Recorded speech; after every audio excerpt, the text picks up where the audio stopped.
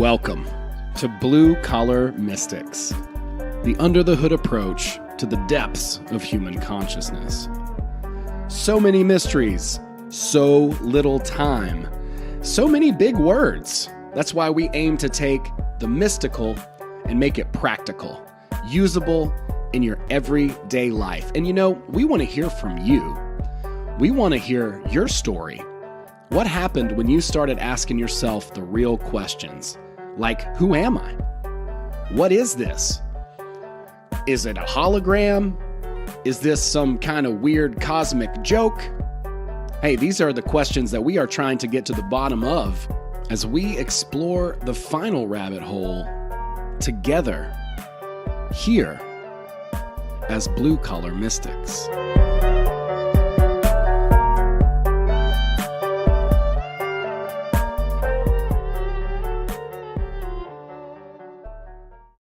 Right, welcome everybody. Welcome to the show. Got some folks jumping in the chat already. Thank you, Snake. I really appreciate that. I got to give a big shout out to my homie Will, Skill Will. The kid can cut on Instagram. He's an artiste extraordinaire, barber, musician, producer. He helped me put that intro together. That's his beat in the back. And my buddy Khalik is in the chat, and I want to just shout out to him and say thank you for being here. He's an incredibly talented poet. In fact, you should check out our episode together if you go back a few and see how that was. Pretty amazing, very talented guy. So thanks everybody for hanging out with us. We are live on Rockfin. We are live on YouTube and in my Facebook group for the Blue Collar Mystics. Blue Collar Mystics, why? Because we're all trying to figure this out with the tools we got. And we're tinkering around with whatever information that we can have. And that is part of the reason why I'm very excited to have tonight's guest, the one, the only Joan of Angels. Joan, thank you so much for being here on the podcast. I'm already excited. I feel like I'm just really excited, Bootsy.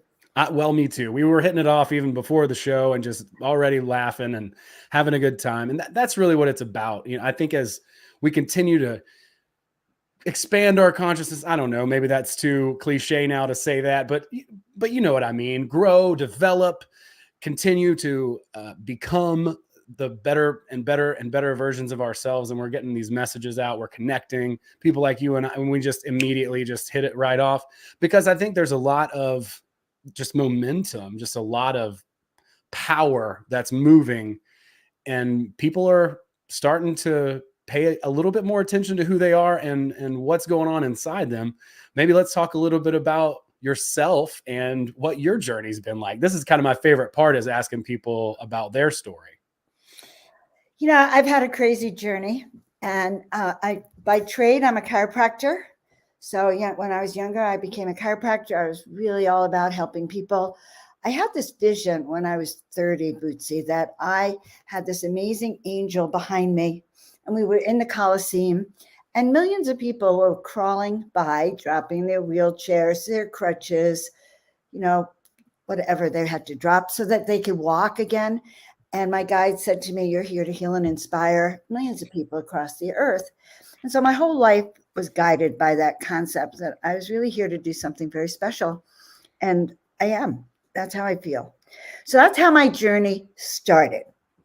That's pretty intense. I'm with that though. I came up in the Christian church, Pentecostal, and a lot of it's the South too, down here. So a lot of drama, a lot of pageantry, a lot of like miracle kind of things and mystical kind of ideas and practices and things like that.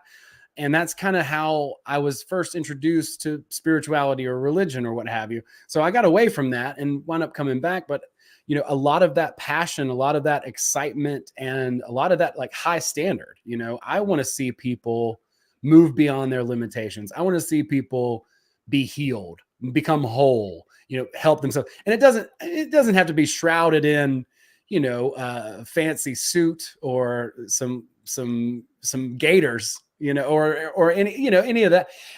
But everybody, I think, kind of has their own sort of voice with it and their own way that they kind of want to express. I guess that whole thing now, the way that it was kind of put on us and the pressure and the social pressure, that all kind of turns me off. But the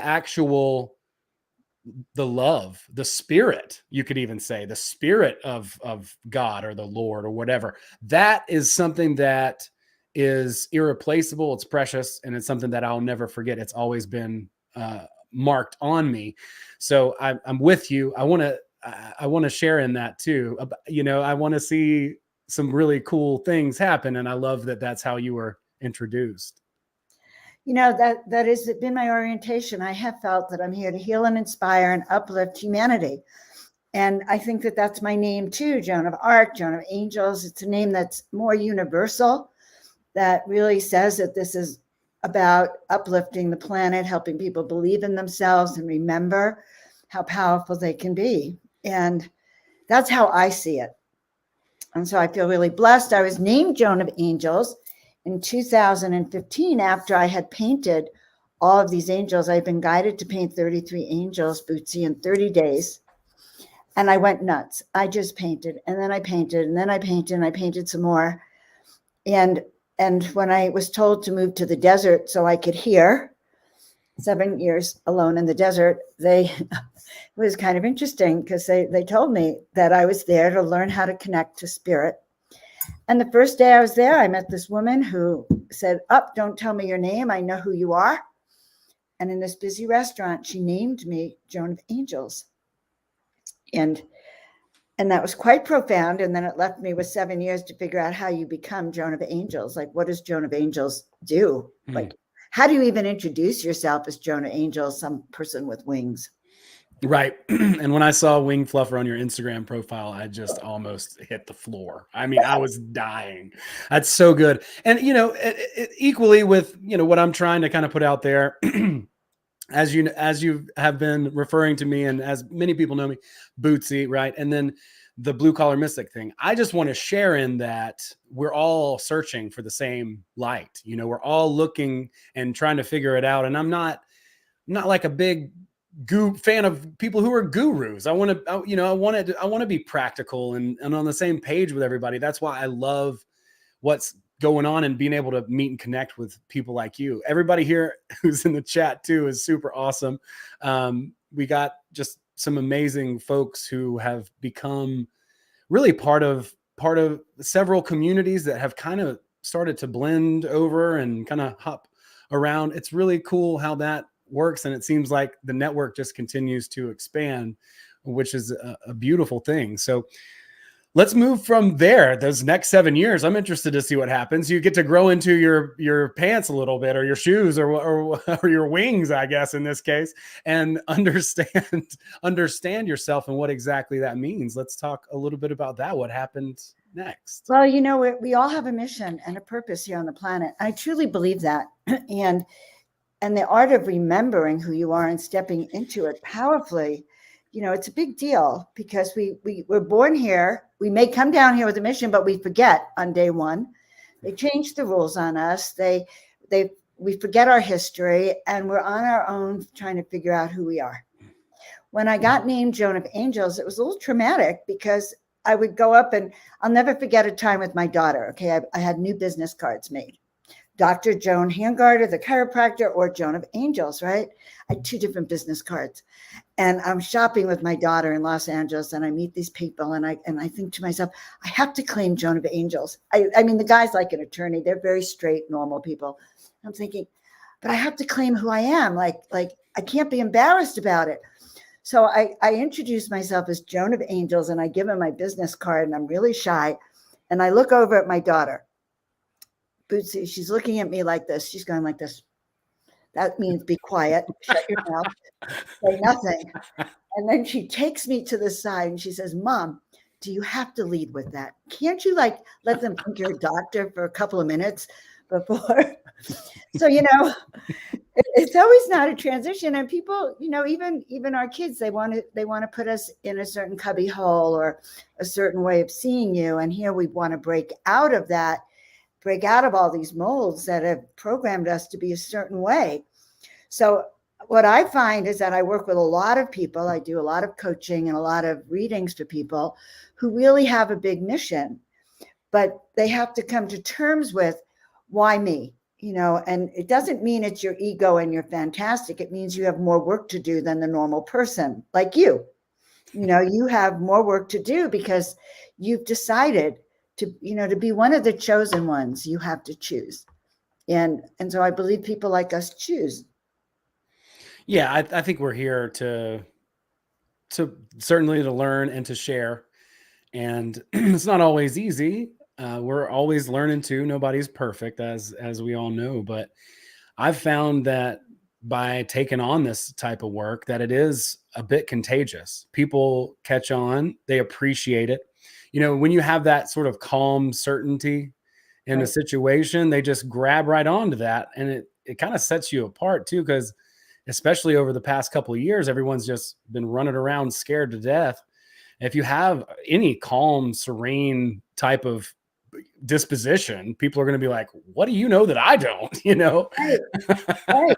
You look calm, so I can trust you, even though in 2020, when all of this happened, it was the summer of 2020, and I was like in a quandary. Do I fall apart like everyone else? Or like, I was really thinking about this. I kind of fell apart a little bit. I'm not gonna lie. Right. I had sweatpants on and ice cream in the afternoon. I was doing it.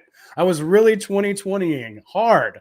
So I'm just gonna throw that out there and just admit that I was a little bit licked, right? Like I was like, this is it. The apocalypse is coming. Right. I'm buying rotisserie chicken with American Express. It's getting bad. You know what I'm saying? I had lost a little bit of hope. I'll admit that. I just wasn't sure. You heard so many things, you didn't know what to believe. But I didn't mean to cut you off there, but just say it. I can relate, Bootsy, because I did too. It's like, I did a lot of uplifting videos about how to build up your immune system, with that thing that means light going viral and all of that stuff. And then I was telling people, oh, it's a good thing I'm the only Joan of Angels on the planet. So you want to know what happened? What happened, Joan? I'll tell you what happened. I kind of got angel slapped down. I'm not ashamed to admit it. I went into meditation. It was like I felt like I should be lost. I didn't know if I just didn't know. And I heard a voice, and it said, Joan, you accepted this role of being Joan of Angels. It comes with a certain expectation, a certain energy that you agreed to share with the planet. And if you can't do it, we're fine with that, but don't be surprised, we'll pick someone else. So there's a lot of people who are choosing, many people are chosen, but you choose back. And so they said, if you're not ready to choose it, we're fine with that. Well, I wasn't fine with that, Bootsy. It sent me into a really big look and say, okay, what am I here to do? And I feel like I am here to be a leader during these times. I'm here to help people remember why we're here and collectively step into our own power and our sovereignty and learn how to really manage who we are and raise the vibration here and live the mission. Each and everyone listening has their own unique mission. And that's what they showed me. Well, Joan, if you don't want to do it, we'll get someone else. If Bootsy doesn't want to do it, we'll get another blue collar mystic, and yet to be one of the chosen ones, you have to choose. And I think this is our time. I think we're needed now. All of you out there listening in the audience, I think we're needed now. I love that. That's perfect. That's what a great way to flip. Like, it's up to you to choose. And the big book that kind of like people know me from, and when this book Reality Transurfing came out, I narrated the audiobook, and so that's kind of what he says. He doesn't really use the term like manifest or any of that. He's just like, you just choose from the infinite variation options on the other side of the metaphysical mirror kind of thing. And to illustrate your point, it's like, hey, here we have this thing, we'd love to share it with you, but you have to want to do it, because it really comes down to free will when it comes to it, and really letting go of our own kind of expectation about what is going to happen, which I think actually adds to the fun, because the surprises are so much better than accomplishing plans. It's like, yeah, my plans came together, and everybody knows when you make plans, every spiritual entity laughs, and that's true. So we got to navigate that a little bit. But I love that illustration that we choose. We have to choose too. It's not just this thing like what you're, but I think everyone here who's listening, who's part of this show, has a little bit of insight into this, and I think they have made that choice to say, and I think Solzhenitsyn even said something in Gulag Archipelago where he's like, and I'm going to screw this up so bad. If somebody knows, type it in the chat. But know the real quote. But he basically says that everyone has a line that cuts through the center of their heart, and they choose between dark and light, Mm-hmm. and that's a. I think that's an adequate. I think that's an adequate assumption to kind of. I believe that we're born, we can choose which direction we go in, and I think that the other side, the dark side, is deliberately there to challenge us, to teach us how to be stronger, how to really do what we came here to do, and we can either succumb and say, oh my God, life is just too hard, or we can step up, and then we will know our bliss, because then we're in connection with our divine right and proper mission and why we're here. And that changes your energy. It puts you in a state of bliss. I mean, I work really hard, Bootsy, but I leap out of bed every day excited. It's a new day. The projects I'm working on help people. It leaves me with an excitement all the time. I love that too. What a great way to live, to have that excitement, that motivation. And I think that's a big part of it too. That's down to authenticity, being who we're here to embody, and making that choice. You make that choice. You make it every day. It's like I said, 2020 pandemic year.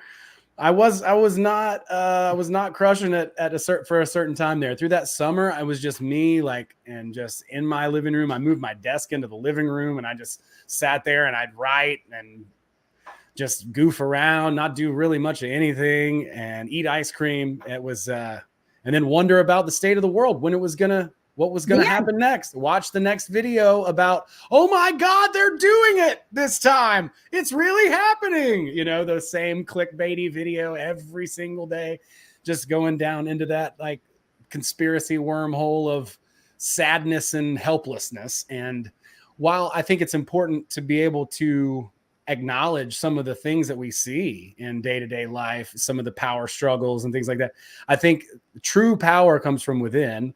And for me at least, once I kind of disconnected from that a little bit and got my, I'll just say it, my balls back, right? Like my sovereignty back. And I was, I was just out of control of myself. And I needed to really remember. And we always have that choice, kind of go back and forth from time to time. And I just got to say, I just admire everyone. I admire you for making this choice and for going on, because sometimes it seems like that darkness is, when it's there. I think I've noticed, and my mom says this all the time, to the point where it's like I roll my eyes, but she's like, it's always darkest before the dawn. But it really does.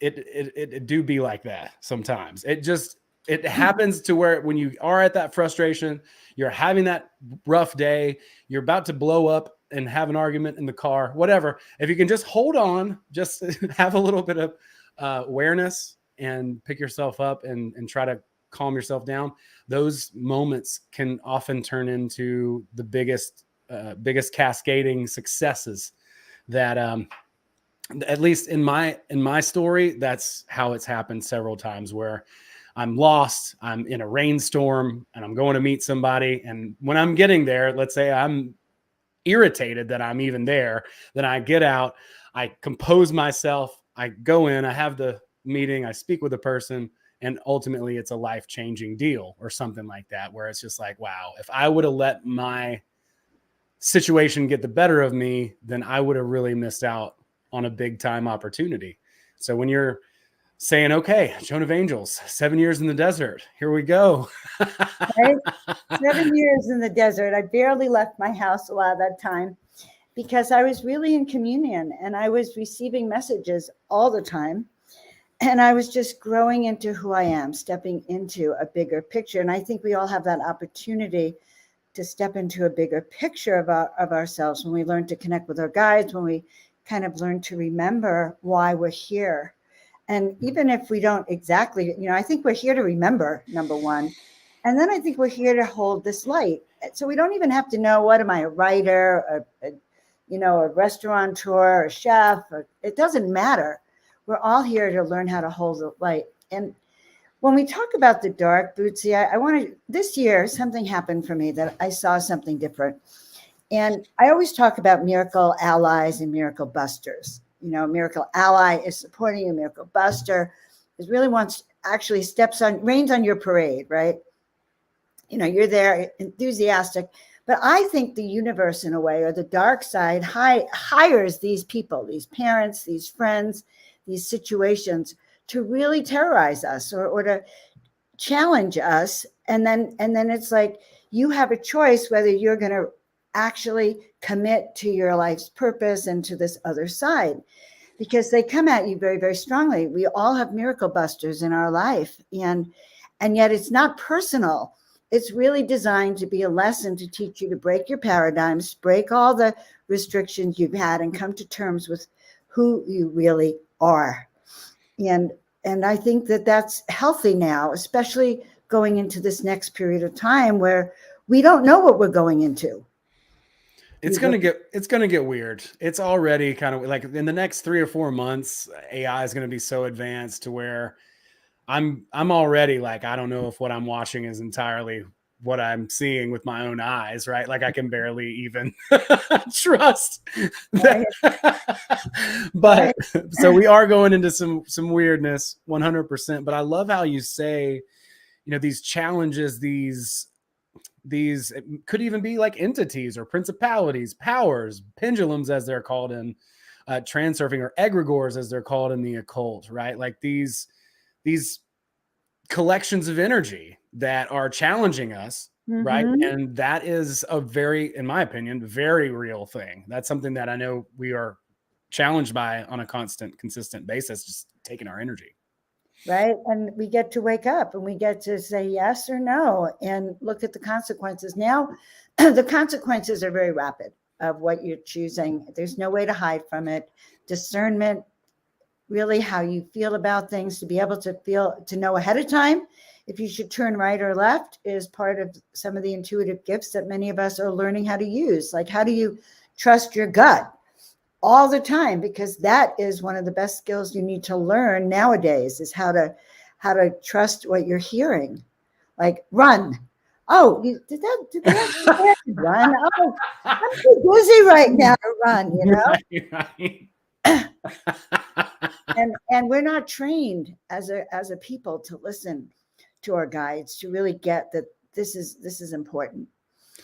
I love that. Let's talk about that. I want to unpack that, because that's something that I'm very passionate about. After I got tired of, after I outgrew my sweatpants during the pandemic, I had lunch with a friend of mine who's an amazing guy, and he told me about some experiences that he had with a shaman that he had worked with, and he's also a fighter. She does all kinds of amazing things, very talented person. And he put me in touch with her, and I spoke with her. and I said, look, here's what I want. I want to be able to hear my intuition better. I want to know myself better. And we worked on that. And it was cool. It was abstract. It was imaginative. It was traditional shamanic type of Michael Harner kind of drums. And, she would guide me through and the whole bit. And I felt like I got a lot out of that, and more was able to develop as a result of consciously and intentionally working on honing that intuition and hearing that voice more and more clearly. So I would love to hear anything that you might want to share with us as far as working on that skill, building and shaping and toning that muscle. So I have a few classes that are going to be going back up on my website soon on intuition. It's an art form. Most of the people listening here have different forms of intuition. It could be clairvoyance, clairsentience, clair knowing. It's that little gut feeling you have that you want to listen to it. But what happens is that our family or friends or society tells you you're nuts to do it that way. Or they'll say, logically, it doesn't make sense that you want to pick up and go around the world, Joan. That doesn't make sense. So your family and friends are tasked with this thing of being the interference as you're going through it. But the lesson is to really, I will give you one process I teach people. And this is how I learned it. 2013, I went to the accountant, CPA, you have to do your taxes every year. And I got picked up my daughter's taxes, my son's taxes, and mine. The guy transmitted it electronic, thank you, God. And he hands me the taxes, the tax returns, a copy. I get to my car and I open the car and I hear a voice that says, don't put them in the trunk. Don't put them in the trunk. And I thought, well, that's crazy. I'm arguing with this voice. What do you mean don't put them in the trunk? What don't I know? And I heard this voice that said they will blow away. Trunk's going to open and they will blow away. And I thought, this is outrageous, insane. It'll never happen. So, of course, I put them in the trunk. And now, of course, you know the rest of the story. Stopped at a light, trunk flew open. All 3 tax returns went to and a guy called me 3 days later from the LA Public Works Department and had my daughter's tax return and her social security number. So it was a real thing. And I realized that I did not listen. And that was the beginning of when I started to do a deliberate testing of listening. Like, what happens when I don't listen? Guys, just start with that. Take out a piece of paper and start writing down, when I don't listen to my intuition, what kind of trouble do I really get into? And I get into a lot of trouble. Just so you know, thank God I listened to my intuition one day, because the rains were so high that the retaining wall collapsed and the house up above was about to collapse. But because my pendulum said, don't leave, I didn't. And I saved my house. So guys, see where you haven't listened, and that'll show you how powerful this voice really is inside of us. And I think that because things are so tricky going into the future, that logical will not cut it. That's Logic, right. It's like, I think of Western medicine. Western medicine to me is not going to cut it either. I'm a chiropractor by trade. I don't think, and the logical mind won't cut it either. I couldn't agree more. That was, yeah. I mean, I was so turned around. Like, that's why I was so, I guess, interested and motivated to get a little bit clearer hearing that voice, because even just then in 2020, I didn't know what was going on. Everybody was saying something different. Fortunately, I have some good friends who I could trust, who were hands-on with this thing. They were working in the hospital, and we share pretty similar perspectives about things, and they were completely honest with me about everything they were seeing. So I had a little bit of insight as a result of that. But I had people in the medical community, people who were in all these different communities, all saying different stuff. And so I really wanted to know for me, right? Because the answer for somebody else might be completely different. They may have needed to do something completely different than what I did. But I wanted to be able to hear that. And I think that's so important. So I love that you bring up the pendulum. That's a great one. We've talked a little bit about muscle testing and stuff like that on the channel and things like that, which are all great ways to hear that intuition. But I love that voice, that moment. Jen says in the chat, she's like, I love those moments when that happens and you get that insight. It's like, I remember being a kid, and before the phone would ring, like my hair would start standing on end, little things like that would happen. But I've also had some of those moments where it's like, hey, get out of here. Like you said, run. Like, start running. And listen. And like you said, what happens when I don't listen to my intention or intuition, excuse me. What happens when I don't listen to my intuition, and what are the results of that? And what's the worst that could happen if you do? If it's not anything terribly illegal, then you should probably give it a shot and see what it goes, right? That's a good way to put it. We're taught to conform. We're taught to be like everyone else. My dad, who was very specific, he told my sister and I that if 99% of the people believe that the sky is red, the sky is red, even if you know 100% that the sky is blue. And that so drove me crazy that I have really spent my whole life to look to see what really is the truth. I get when people are lying. I can feel it, but I've trained myself. I have trained myself to start to discern. It's a lifetime challenge, guys, to start to acknowledge that own voice within you, so that you know if the media is lying to you. You know if your president is lying. Who knows? You know, you need to know, but you need to know how you feel about it. I call myself a spiritual rebel. I can't help it. You know, if you tell me to turn right, I'm going to ask you why. In fact, I had a psychic once say to me that if Jesus Christ walked in the room, I would ask for his credentials first. Okay? And no, at first I was upset, like, well, what's wrong with me? But I think we need to test everything. Absolutely. I'd be testing his hair. I'd be like, let's see what this is. Is this the real thing?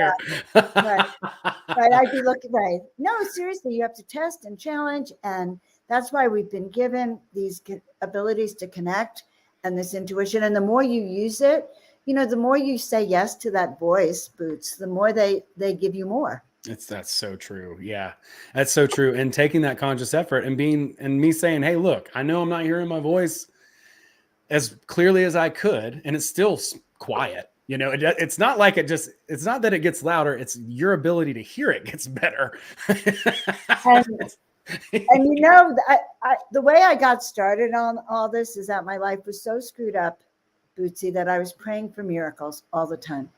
And I was praying that God should only send me help. And then it was like, well, send me a branch. Well, send me a piece of dirt, like send me a twig. Maybe, you know, I wanted an owner's manual to run my life. I was so lost. It's like, can you send me clear directions? Now I know that I have tremendous amount. My guides give me very clear directions. You can shift that, guys. You can learn, or you can be trained, or you can get mentored to learn how to listen. So you can wake up every day and know why you're here and know how amazing you are and how valuable you are to the rest of us who are waiting for you to wake up. We need all hands on deck that are awake. No doubt about that. Yeah. Well, I think this is my friend Abby in the chat here. And she says, intuition always comes as a gut check. Sometimes it doesn't feel good, so we don't like listening to it. And I would say, I agree. Like I think if you can hear no or maybe, they both mean no. That's so true. If you get, you know, like, I don't know, like when a good idea comes along, I don't know about you, but for me, I'm all in. I say yes before I think. Then I think, and then I have 100 reasons why it's not going to work. But my initial yes was like, the sky's the limit. I can do. Okay. I had these people ask me once at a party if I can call in aliens. Now, I call in angels. I never really called in, and I don't call them aliens. I call them star family, more respectful. But they said, Joan, can you call in aliens? And I said, can I call in aliens? And I heard a yes. And I went, okay, then. They said yes. And I did this whole practice, had no idea if it was going to work, Bootsy, or not, but they said to do it. And I hear this voice. I did this whole process that I do with calling in angels. I hear this voice that said, look up. And I said, but it hasn't been enough time yet. Like, I had an expectation it was going to take forever. And they said, you better look up now. And I shouted out to the group, look up now, thinking I'm going to be an idiot. I'm going to open my eyes. Anyway, the ship was up there. And it was manifesting. It was glitter. It was there. I didn't know I could do it, Bootsy. Okay. I just know that they said I could do it. And then, okay, you know, I did it. Yeah. Yeah. Well, I mean, that's cool too. Like, it doesn't, I mean, it's good that you went for it, you know, because some people might be like, well, no, not me. I couldn't do that. Why not? It used to be like that. Right. It's easy to feel hesitant to, you know, to shove it off and be like, no, no. And back to that choosing thing, you know, it's like, here's an opportunity. Will you choose to be bold and to go with the opportunity? It's up to you. It doesn't matter. It doesn't have to be you. It could be somebody else. It's fine. Whatever. Just here it is. Here's your opportunity, and going after it. And because of that, you grow, you hear clearer. You develop that a more keen sense of what's going on inside of you. And that allows you to grow and do more and more things. I think that's amazing. I didn't know if I was going to set that up as a joke. I'd be like, I would be like, she brought aliens and they fixed the drywall, or so. I was like, what's next? What's going to happen next? Did they fix the drywall? No, what did but they do? No, they did. They woke leave up pancakes. They did what? They woke up people. It was Yeah. really interesting. Half the people left. They were afraid, or some people heard a voice that said, "Leave now. Don't stay." And there were 12 women that remained in a circle with me. It had been prophesized that 12 people would be in this circle, and they had an energetic upgrade. They felt the presence. They actually had a vibrational shift, and then went out to share it with other people. I saw a ship. It's very exciting when that happens, when a confirmation happens. And I think the thing with intuition and writing it down is then you get confirmation that, oh my God, my guides were right. And I did blow it. I didn't listen, but they're right. And then again, tomorrow, oh my God, they were right. Oh my goodness, maybe I better start paying attention. And that is a good way to start, guys. It's probably the best way. That and learning how to fluff your wings. Oh yeah, let's talk about that. I love it. No, yeah, absolutely 100%. It's really about attention, understanding that, monitoring that. I'm actually just started reading and because somebody in our Telegram group threw in the book Island by Aldous Huxley, and I'd never read it, but I'd read Brave New World by Aldous Huxley, and I had heard great things about Island. But at the beginning of the book, he winds up in this island. He gets washed up on this island. There's a big like squall, a big storm in the sea, and he washed up on this island. And they had trained all the birds to say, attention, attention. And there's another phrase, and I can't remember it off the top of my head, but it's basically the same thing, like be here now kind of thing. And so that's what all the trains are, or all the birds are trained to speak on this island. And the idea of the book is that it's kind of, Brave New World is like a dystopian novel, and Island is supposed to be a utopian novel. So that's how he's opening it up, is with presence, with attention, with focusing on attention. Because the guy who's there, he's like, attention to what? And they're like, attention to attention, homie. Oh, okay. I get it now. Right. I haven't read that one, but I like that.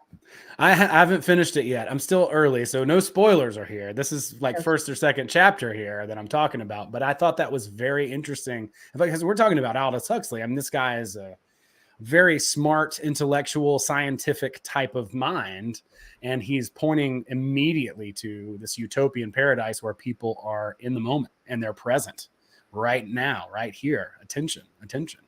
And the kid, everyone's that's in the background running. And when the guy starts explaining to him why, he's like, well, so-and-so who trained him to do that, I thought that would be a really good idea. So I don't know. That really is it's the place to start. It might be the place to end, right? but it definitely is, as far as that intuition goes, because if you're not listening, again, like how are you going to hear it? And I don't know. I'm excited though, because I know that more and more people are really digging into this, and we've learned a lot from information from books and things like that. But as to your point earlier, we're going to have to be a lot more self-reliant when it comes down to this stuff. It's just going to be absolutely necessary. Logic won't even fit the bill, because a lot of that stuff could appear to be a certain way, but it may actually not be. So what a time to be alive. Right, so we were born for this. I believe that those of us here now, and all of you guys listening to the show, and you, Bootsy, have a role here now. We were born for this exact time in the history of the planet where things were going to go upside down, and and the planet the structures would change, and we were the ones that were going to be birthed now. We are the ones stepping into leadership, and the gifts that we have that may have been suppressed all these years are needed now. And so each and every one of you has the opportunity now to shine in a brand new way if you can open yourself up to remembering and to saying yes to your destiny. And so I've been teaching this for a long time, but I feel like when 2020 happened, I got that big aha. It's like, oh, the time is now. Now people are going to start to wake up. Now all of my tribe is going to start to remember who they are and take over the leadership and the new ways of doing things using, our innate superpowers. I that's what's interesting about it, because I had kind of it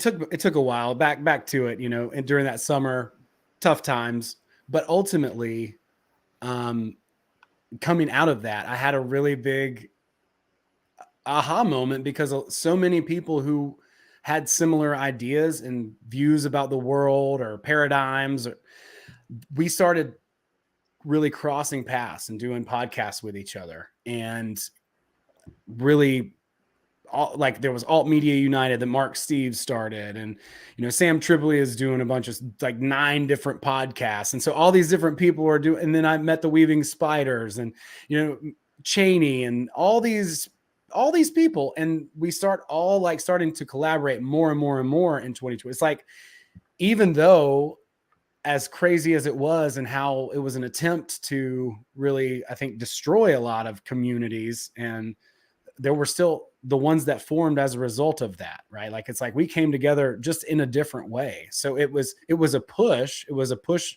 of trying to move something, but it also had other effects, where before we really weren't connecting as much, at least not through the internet. And now we've started to really even connect in person. We're doing retreats and meetups and things like that. And everybody's able to get into the same place in the same space and really truly connect with each other. We did the Grimerica thing a couple of years ago, was the first one. We've done it twice now, where they were like, you know what, screw it. Everybody's stuck inside their house. We're going to go rent a house in the middle of Arizona or wherever, and invite a bunch of people, and we're going to hang out, because we're not scared. We want to meet each other. We want to get together. And so communities like that start forming. And Right. Now all of a sudden you've got synergistic communities, and several of them that are non-centralized, and they're all empowered and all sort of on the same wavelength and sort of coordinating, but not in a way that's, intended from the top down kind of thing. So a lot of sort of looser organizations that are, allied, let's say, but they're not necessarily all part of like one group or something like that. So pretty cool. People are coming back. I just have had 2 big conferences I've been a part of, and I'm helping to produce a big conference in San Diego in April called the Ascension Conference. So I'll send you those links for it. But people are coming back together. They're so happy to be in the presence of other like-minded people.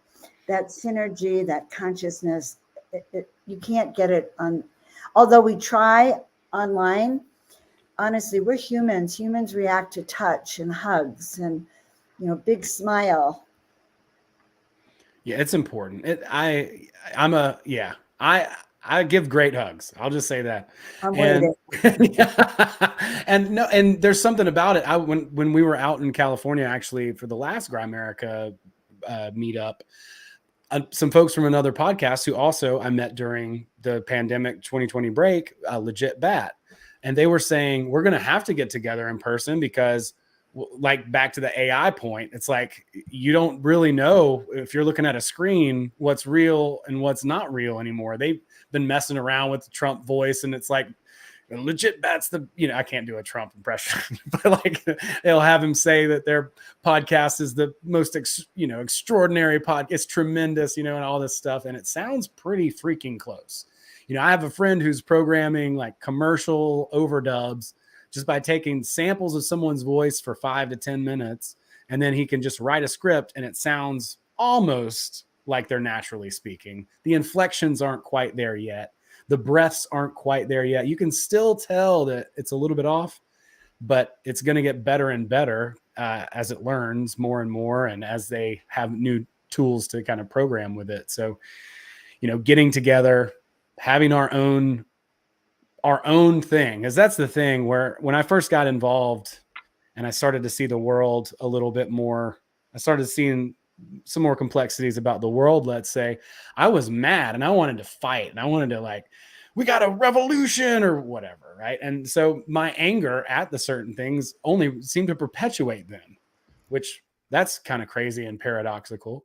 And it took me a while to realize we don't need to fight against something. We just need to do our own thing. We just need to we just go over here and do a completely different thing. That's not a reactionary thing. That's not something that is going to actually probably do the opposite of what we're trying to do, because we're railing against something. Instead, building our own things, going to our own conferences, having different meetups and doing things in person, whatever it is that we want to do that we feel like will be helpful and continue to push the message and bring the right people together.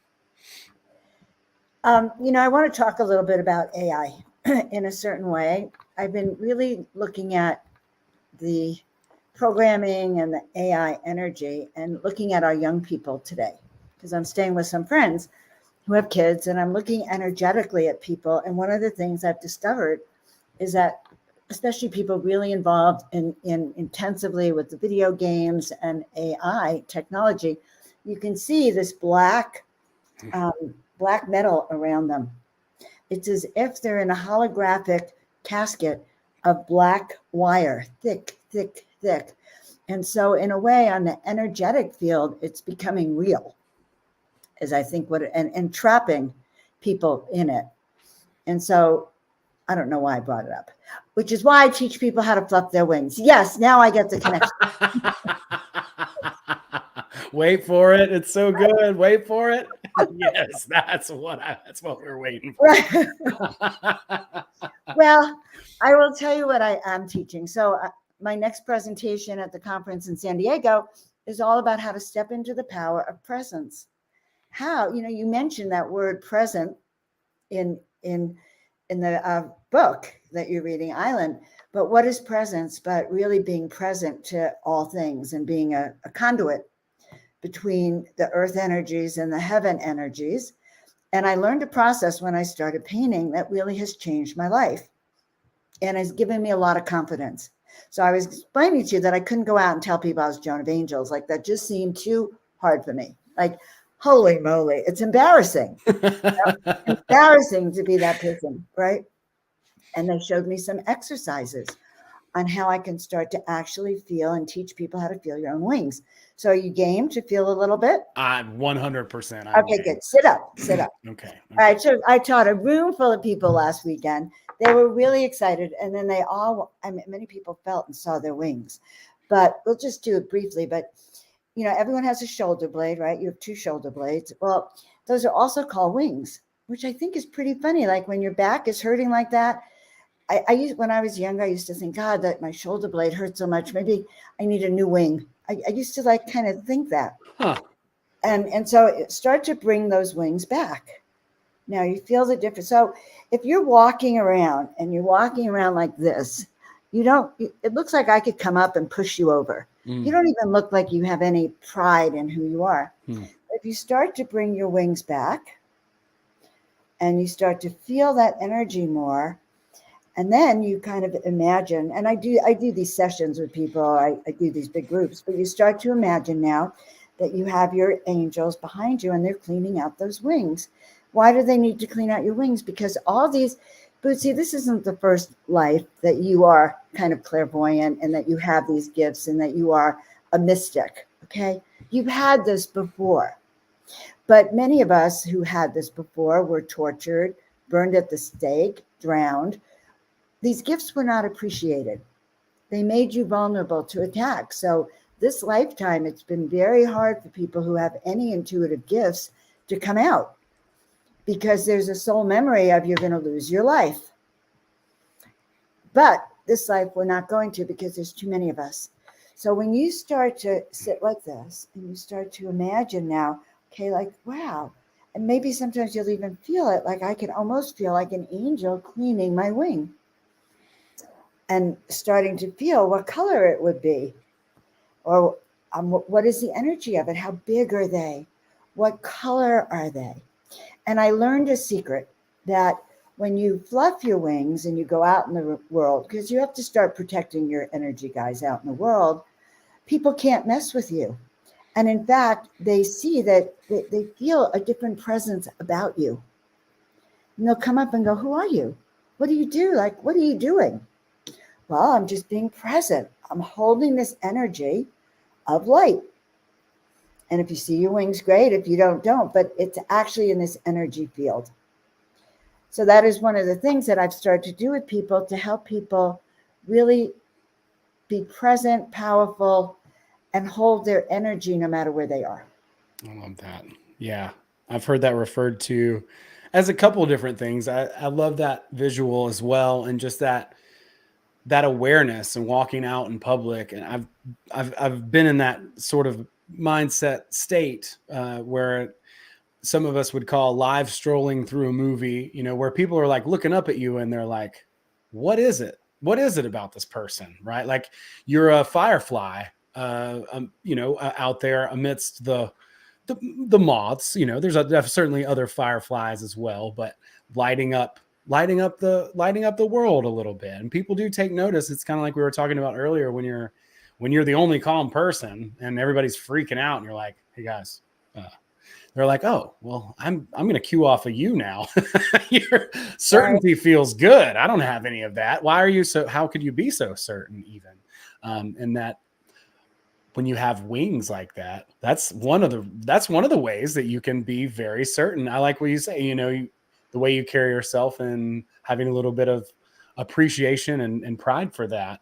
That's a good thing. And as we kind of go through the world, feeling that it definitely carries that vibrationally, emotionally into the world. People can pick up on it. I've been very shy a lot of my life, Bootsy. And one thing is true is that, all of us have these gifts. And then when we go out in the world and we're made to feel less for them, or made to be less than feel that we're not, valuable, or that we're too shy. So this is my way of really holding my energy. And I suggest it for everyone as a way to start to feel empowered wherever you go and protecting your energy wherever you go. See? All right. Good. You're very smart, Jen Decker. I love that idea. I can sense, and it gives you a lot of confidence. And I can tell you that personally because I remember the day when I said I'll never leave the house without my wings fluffed.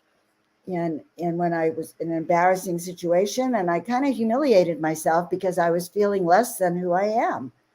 And it was so tough that I never leave. I don't even show up on a show without my wings anymore. I love it. No, that's great. Yeah, I agree. Imagine being a mopey angel. It just doesn't. I can't. It's like you've got these just massive, just incredible wings that are just epic behind you, and then you're just like walking around with your head down. No, you can't do that. You gotta stand up and smile and beam with giant wings on your back. Come on. Especially if they're the old school ones with all the eyes, like the whole We're going to work on yours. See, you can see them. Yes, absolutely. Yours are immense, like the power ones. But yeah, it's true, and when we're not showing up, people look at us and they go, God, how come they're not stronger? Or how come they're not like doing this? I can see that they have that in them. How do we release that? How do we release for each and every one of us that power and gift we have inside?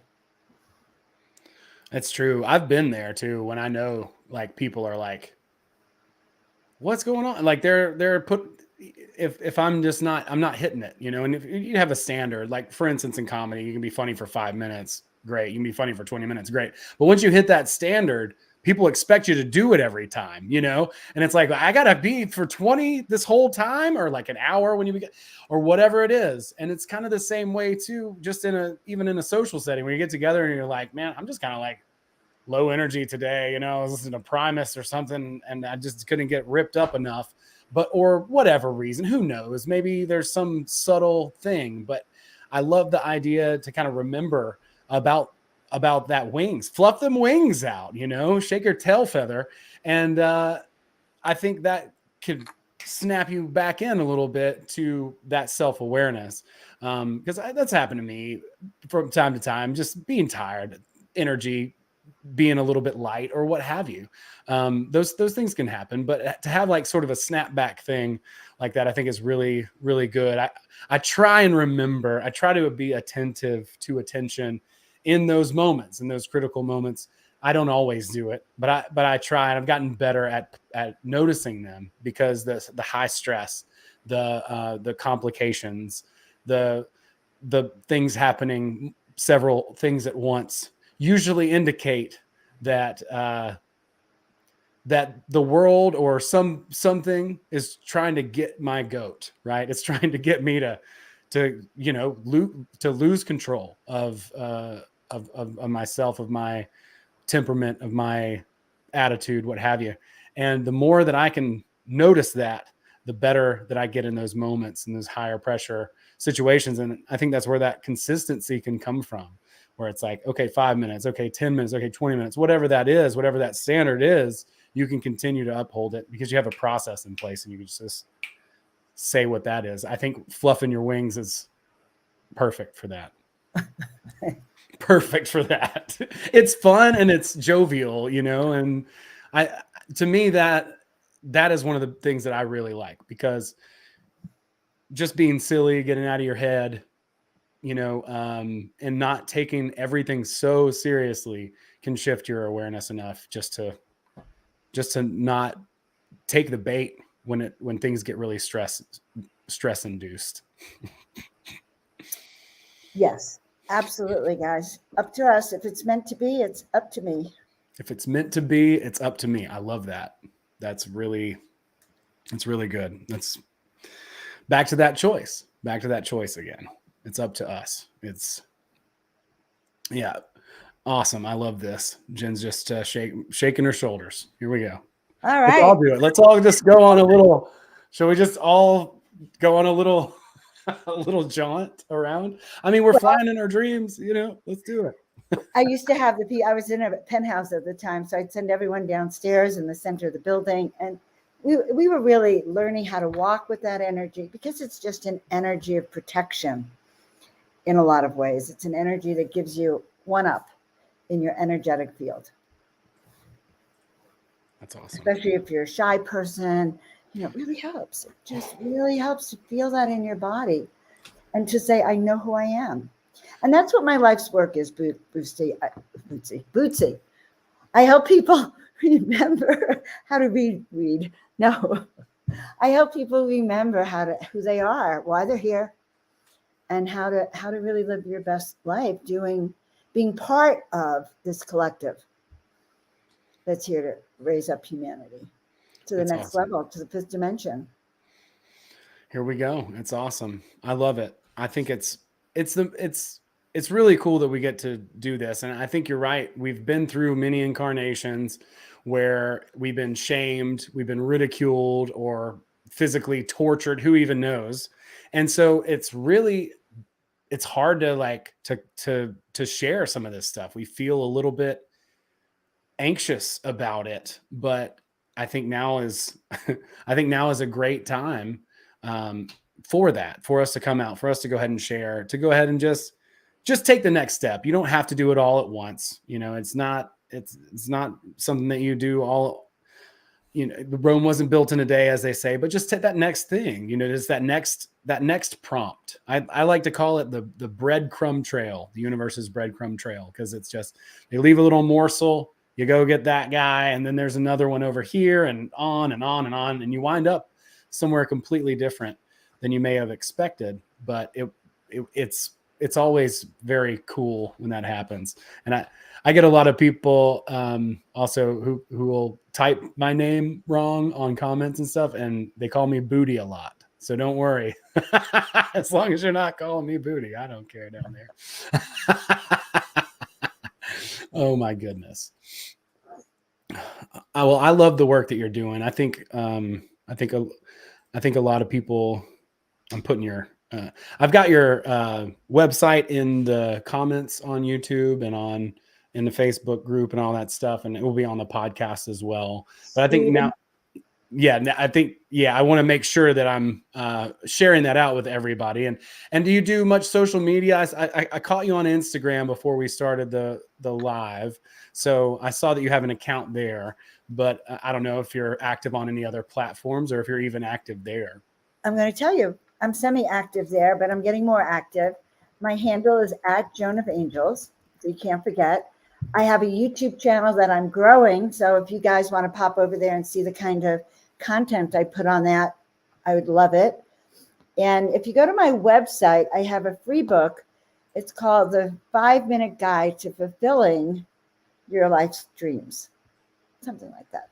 Wow. 5-minute guide to, and it takes you through a process. And then I have a few other classes that I'm putting up there that teach you how to really begin to remember who you are and to live it. Because you're doing us a favor if you do that, guys, just so you know. Absolutely. Yeah. It has a massive, it's like the butterfly effect. It has a massive impact. Every little thing that we bring into the world. I had this as kind of an intuitive realization years and years ago, where I was just driving around and I was just like mad about something. And I thought, I wonder if I'm actually bringing this into the world right now.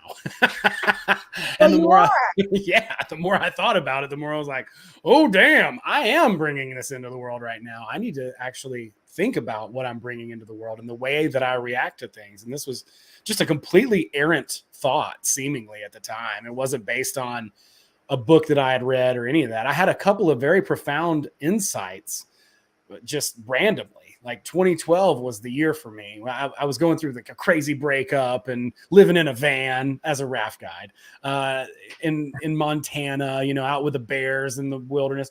And, we were, all this weird stuff was happening. I was reading books and stuff, but I would every once in a while just have this incredible, profound insight. Like, I wonder if I should pay attention to the way I'm breathing, like something like that, some weird thing. And it's like, nah, that seems silly. Why would I do that? Almost, you kind of like push it off. But back to that building the intuition thing, actually with Yehan or Jahan, I keep pronouncing it wrong. I'm sorry, Jahan. But with him, he was talking about breathing, and it made a lot of sense to me. And I actually started reading this book. I'm trying to remember the name of it, but it's like an ancient breathing book. Basically, what it said was that most people who are civilized, we don't breathe properly. We're breathing shallow breaths. We're not using our whole lungs to breathe in. He said to do kind of like your nose was a straw, and I love that. It's helped me a lot when I'm out in nature, or if I'm about to do something that's maybe I'm a little nervous about. I start just breathing really slowly and full, all the way from the bottom of the belly all the way up to the shoulders, very low, long, and slow, and then all the way up, and then all the way out again, back again through the nose. And even just doing that a few times, it totally changes my disposition to where I'm like, okay, wow, I'm not so swept up in whatever it was before. And that book, the guy is like harsh. He's like talking about how uncivilized we are in civilized society. But what Jehan had said was that we have a trauma, and that trauma hits us, and we're like, and so now because of that trauma, we don't redevelop our breath. We don't make it go long anymore. We just continue that shallowness. So we're just living in this traumatic breath, and now our nervous system's like just all in this frenetic energy because we're not slowly breathing in and slowly breathing out and getting oxygen to our body. All the Wim Hof stuff is great too. And I have been a big fan of that for quite some time and worked with Brandon Powell and some other people who are into that. But with that particular method, and the way that he taught, they call it the complete breath. It's the yogic complete breath. And it's just, you just breathe all the way in until your shoulder, like starting at the bottom of your stomach, and then until your shoulders come up just as slow as you can, and then out, and then just constantly programming that breath back in. But I noticed just randomly, hey, I'm breathing. Should I pay attention to that? And then in that time in my life, I was like, nah, whatever. It's just a random thing I noticed. I mean, imagine hearing that and then going down that road of the intuition. This is how amazing discoveries are made. I love it. I love it. I love it. And I love how upfront you are about your own process. We're all in this together. We're all just teaching what we're learning and reaching behind us to do that. I mean, that's the thing that a friend of mine was like, all right, you ready to be really vulnerable? Because that's it. That's the next thing. And I was like, not really, bro. No, I'm not ready. Right. But all these things, I think they help. Snake in the chat right now, he's saying, yeah, he's about to hop in the cold shower right now. I just did that earlier for not too long. I was only 30 seconds today or something like that. The cold shower for me, I actually prefer an ice bath to a cold shower, because on the cold shower, it hits you in one place, and then you have to move around. Then you put your head underneath and you turn around, and it's just like one spot. So I prefer to take my whole body under the cold, but putting ourselves in that position again, because that's one of the things that I learned about that, was that if you breathe slowly through that, then you're so much better able, and you're putting yourself in like the survival state. So now you're retraining your nervous system to be calm in a stressful situation, as opposed to the opposite, which is when that thing happens and we're like, now we're like, oh, crazy thing happens, and you're like a ninja now, just walking around. The angry person always loses. So we want to try to learn how to stay present, no matter what those situations are. And I think putting ourselves in those stressful situations, whether it be starting a business, whatever that is, the more stressful, the better the practice that is for us to develop and to really truly grow in the face of those circumstances, whatever those are. Wow. I just want to say thanks to everybody in the chat. You guys are awesome.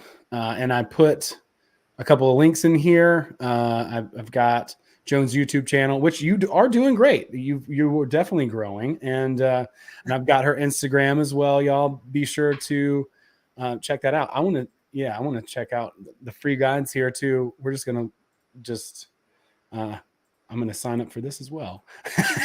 It says the 5-minute guide to fulfilling your true calling. I love it. It's yes. And I'm just tweaking the website. So if somehow it glitches, just email me. And I'm going through it right now. Yeah. It's making sure I'm not an AI robot, which is perfect. Oh God. Thank God. Last I checked, I'm flesh and spirit here. But yeah, this looks great. Wow. That's very well put together. And yeah, I'm gonna check it out tonight. I'm excited. I love it, guys. You guys are wonderful. I love being on the show. I love connecting with you, Bootsy. I really appreciate your inviting me, and your sense of fun. That we can kind of banter back and forth. I appreciate that too. I think it's important now. More and more, the more serious we are about things, the more power I think that they have over us. So if we can, not in an unhealthy way, like to avoid something, but if we can laugh about something, I think it minimizes it a bit. And so I'm a big fan of that. I love humor. It's a little bit of a defense mechanism for me, admittedly, but it's also a great way to incorporate and integrate for me too. Because if I can see the humor of a situation, even if I'm involved in it, then I can usually at least see a value, a moral, something that I could do better, something that I could take and share with some other folks as well. So I'm a big fan of that, and I'm glad you had fun. We should definitely do it again. We can get like a panel sometime and just have a couple of folks hanging out. I like to do that. I like to have somebody on the show, get to know who they are, and then come have them back and have a couple different people and talk about, you know, some other topic that we're all maybe is a little nuanced, so we can kind of do a deep dive on or Oh, I something. love that. I love that. Listen, I love being on air. I love teaching. I love helping people just remember it is what I do a lot. Guys, you can also find me a lot on Portal to Ascension, because I'm also the executive. It's a new title, the executive producer over there. And we do hundreds of online and in-person events a year. And so knock yourself out over there too. Oh, Over okay. 3,000 hours of free content. Wow. And you can tell Neil I sent you over there. But that's what I do. I help people really step in. That's amazing. Well, you're doing great work, as there's more and more people who are stepping in and who are part of this community, and several other corresponding similar communities. And yeah, I want to invite everybody to please go and check out Joan's work, and we will continue to collaborate. And I'm excited. I got a couple of people I can't wait to introduce you to, and I hope that we'll stay in touch and do something else here really soon. Thank you so much for coming on the show, Joan. All right. I appreciate that. It's my pleasure. It really is. Thanks again. Thanks so much. Thanks everybody for hanging out with us for a little bit tonight, doing it live. We're going to be back next week with my friend Gretchen. She is part of the School Sucks community, which is Brett Veinott's community. We both read a book that we both kind of fell in love with, and kind of randomly started talking about it one day in Discord. I just got so excited. I said, well, why don't you come on the show and we'll have a chat about it. The name of the book is The Courage to Be Disliked. It is originally written by two Japanese authors, and it's about Alfred Adler's philosophy, his psychology, which is a little bit the other side of the coin to Sigmund Freud and Carl Jung. So we're going to be talking about sort of a counterpoint to a lot of the philosophy that most of what we talk about in spirituality is based on, a lot of the Jungian and Freudian models. So it'll be a really cool podcast. I encourage you guys to tune in for that. It's really going to be just us nerding out about that book and talking about it. The Courage to Be Disliked is what it's called. And you can find it on YouTube, though there is a better version on Audible and Scribd where there's two voices, because the way that it works is Adler is real big into Socrates. So the Socratic method is what Joan and I just did here. We're having a conversation, two people. Socrates never wrote anything. His students did, Plato and Aristotle, but he never wrote anything himself. And so that whole idea is kind of being passed down and through a couple of guys who have been studying Adlerian psychology or Adlerian philosophy, depending on how you classify it. And we're going to be talking about Adler's philosophy and what it has in common and how it's different than some of Jung's stuff and some of Freud's stuff. And it's going to be a great conversation because it's an awesome book. It does a great job of resolving. And yeah, we'll get into that next week.